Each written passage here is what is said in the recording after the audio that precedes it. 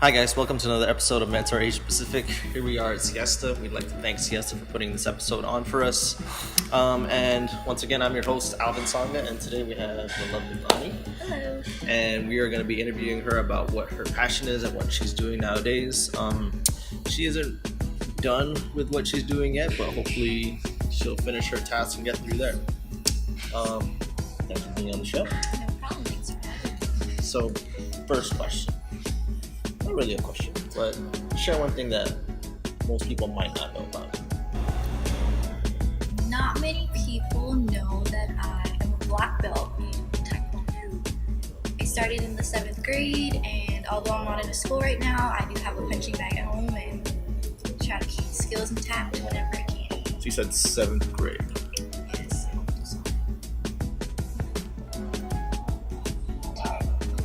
11, and then how long did you stay within the school?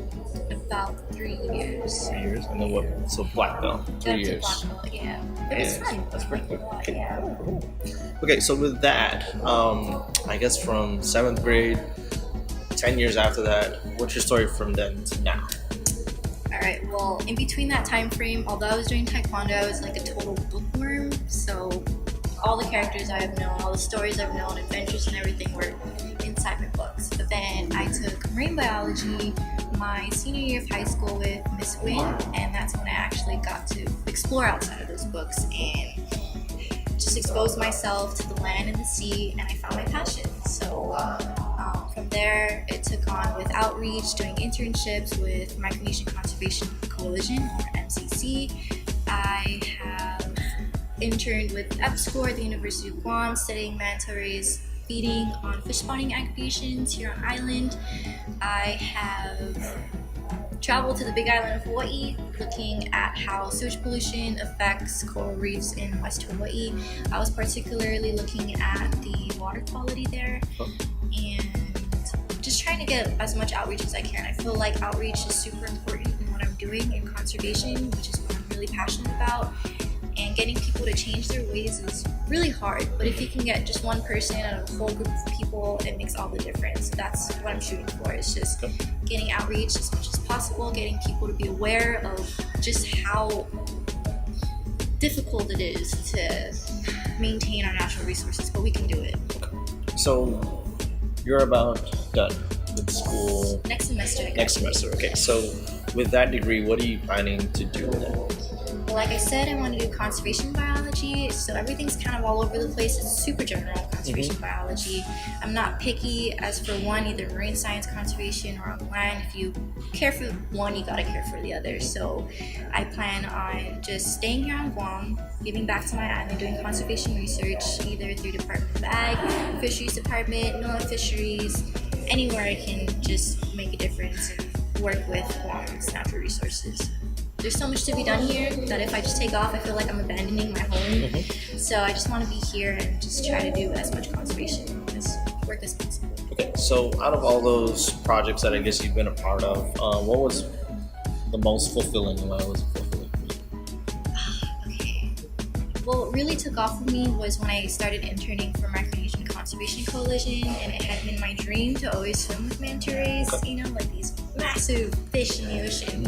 So through that dream, or through that internship, I was able to get out in the water. It's early in the morning or at sunset and actually swim with those creatures and not just see them, but just observe their behavior and see how they're able to come at the specific time, specific place to be able to feed on these fish spawning activations, and it's super awesome. It's something that I never get tired of seeing, and that's something that's really fulfilling for me.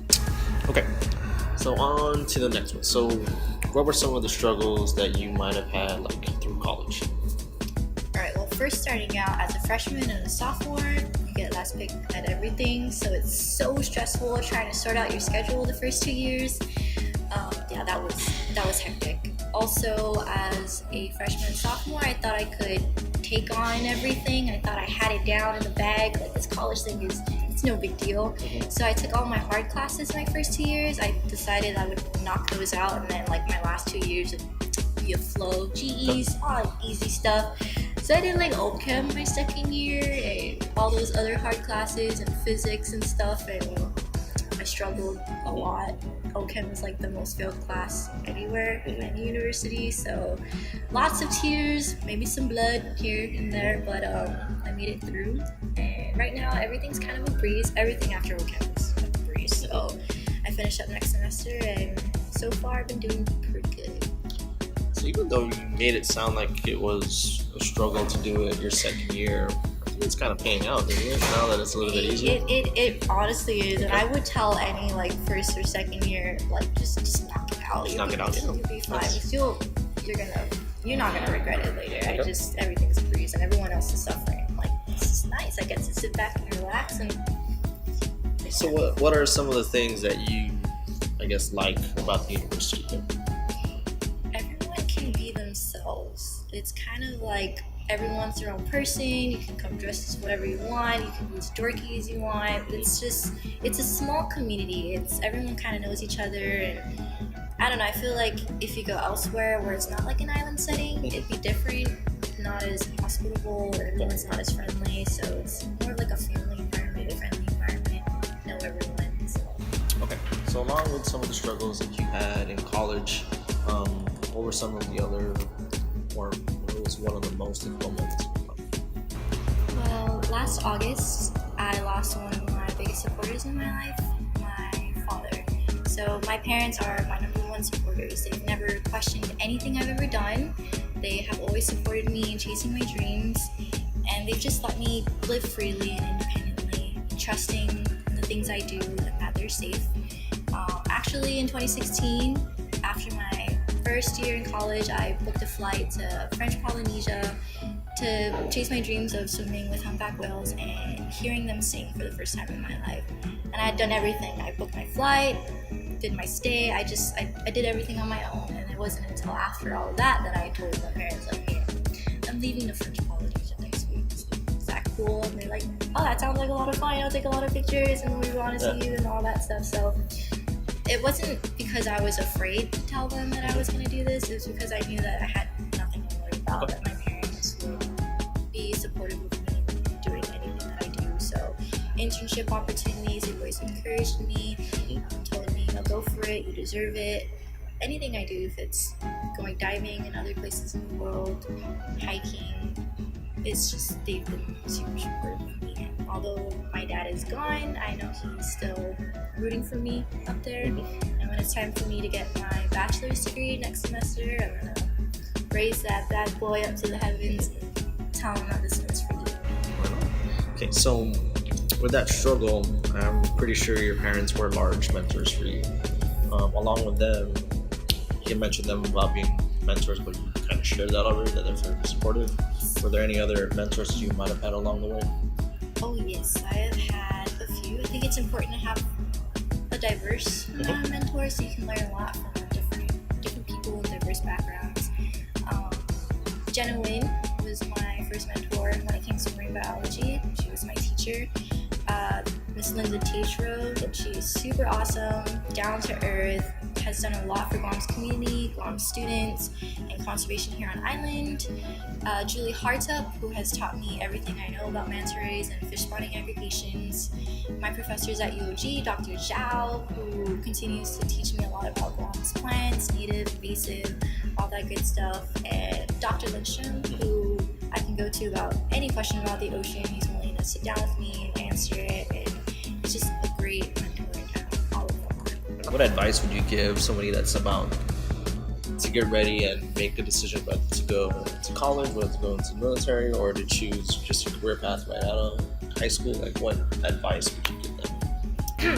So the first piece of advice I would give is not everyone has it figured out right away. I know a lot of people who have taken a few years to kind of figure out what they want to do in life, and that's perfectly fine. I think it's better to take time out to figure out what it is you want to do for the rest of your life and be happy with it, than settle with something that you're not going to be happy with. Second, find something that you love and do it. Something that you're passionate about, doing that as a career, I think, is a lot easier, and it's just something that you'll be happy doing. Don't do something that you don't like, or just settle for something just because it's easy doing it or because it's good money. Do something that you love. Right on. Okay, so we asked you advice for someone that's in high school or anything like that. Now we're gonna ask you to project a little. So now we're gonna go plus 10 years.